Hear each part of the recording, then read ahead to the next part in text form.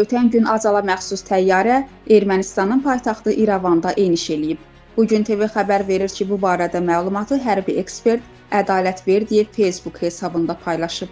Uzun fasilədən sonra oktyabrın 21-i Azal təyyarəsi İrəvan hava limanına enib deyə o qeyd edib. Bildirilib ki, təyyarə Azərbaycan və Ermənistan vətəndaş cəmiyyəti nümayəndələrinin görüşü üçün İrəvana yola düşən azərbaycanlı ekspertləri daşıyıb. Sputnik Ermənistanın məlumatına görə Bakıdan gələn xüsusi reys dünən təqribən 16:00-da İrəvanda yerə enib. Qeyd edək ki, Ermənistanın Təhlükəsizlik Siyasəti Araşdırma Mərkəzi oktyabrın 21-22-sində hər iki ölkə nümayəndələrinin iştirakı ilə İrəvanda dəyirmi masa müzakirələrinin keçiriləcəyi barədə məlumat yayıb. Hüsniyyə Salmanova, Bugün TV.